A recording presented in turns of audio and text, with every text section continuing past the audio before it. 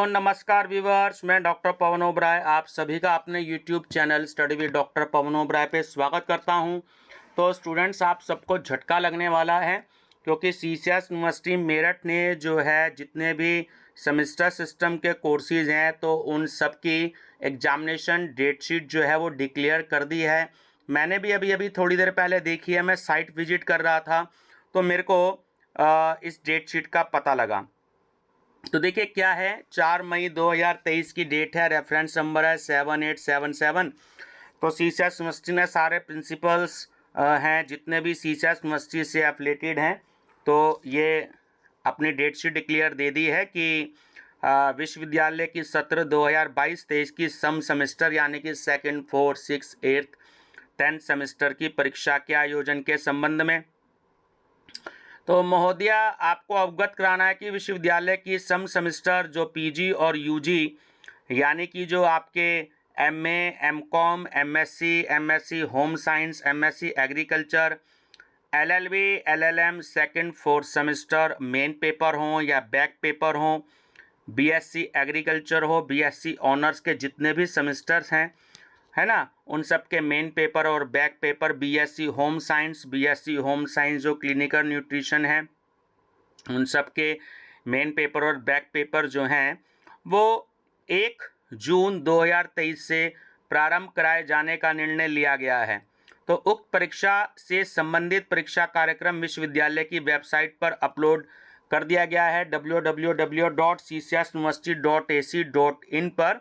इस आशय से उपलब्ध कराया जा रहा है कि आप परीक्षा कार्यक्रम से अपने महाविद्यालय या संस्थान के समस्त संबंधित परीक्षार्थियों को व्यापक स्तर पर अवगत कराया जाना सुनिश्चित करें।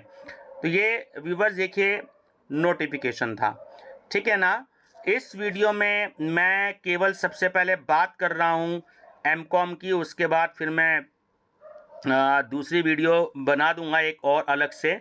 तो देखिए, अगर हम एमकॉम के पेपर की बात करें सेकंड और फोर्थ सेमेस्टर की, तो यहाँ पे देखिए एमकॉम का पेपर है आपका सेकंड सेमेस्टर का।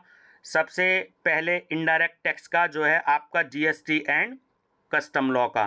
तो ये पेपर है कब, ये देखिए आपका 2 जून में पेपर है आपका, ठीक है। 2 जून 2023 का पेपर है जीएसटी का, इनडायरेक्ट टैक्स का।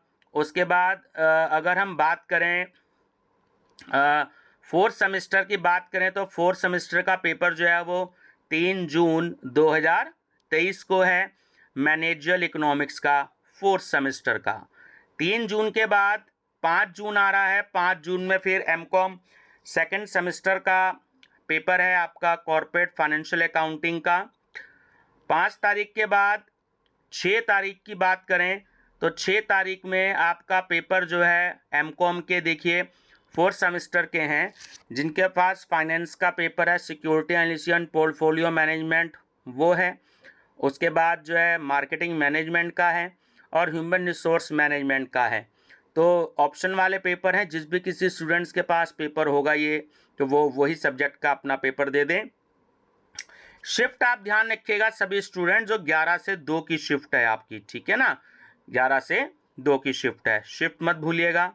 और उसके बाद आप देखें 7 तारीख, तो 7 तारीख में एमकॉम सेकंड सेमेस्टर का third paper corporate law and governance का पेपर है, ठीक है, कॉर्पोरेट लॉ एंड गवर्नेंस का है।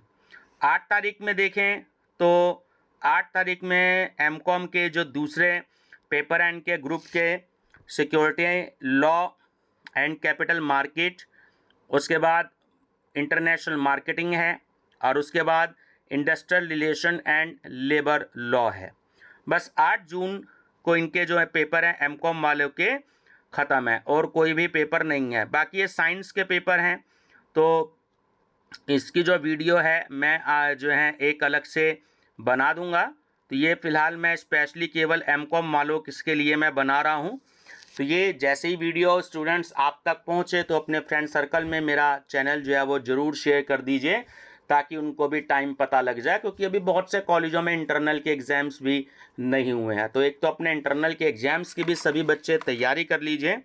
और दूसरा एक बात बताना चाहूँगा कि अभी जो अप्रैल 2023 में जो प्राइवेट के पेपर हो गए हैं इन सब्जेक्ट के, तो वो मेरे पास में आ चुके हैं। Corporate financial accounting, corporate law and governance, और आपका जो जीएसटी का पेपर है। तो आप सभी स्टूडेंट्स सबसे पहले चैनल सब्सक्राइब कर लीजिएगा, study with doctor Pawan Oberoi. और एमकॉम अनसोल्ड पेपर के नाम से मैंने प्लेलिस्ट बनाई हुई है, तो आप सब स्टूडेंट्स उसकी विजिट करिएगा। काफ़ी सारी वीडियो मैंने अभी 1 महीना पहले भी अपलोडेड करी थी। तो जो रेगुलर के पेपर चले थे मैंने प्राइवेट के पेपर्स उसमें अपलोड कर दिए थे, जब प्राइवेट के पेपर चलने थे मैंने रेगुलर वाले पेपर अपलोड कर दिए थे। ठीक है, कारण क्या है कि पेपर सिलेबस तो आप सबका सेम ही है, रेगुलर और प्राइवेट का। अंतर सिर्फ इतना है कि रेगुलर वालों में आपका जो है पेपर पैटर्न का ही अंतर है।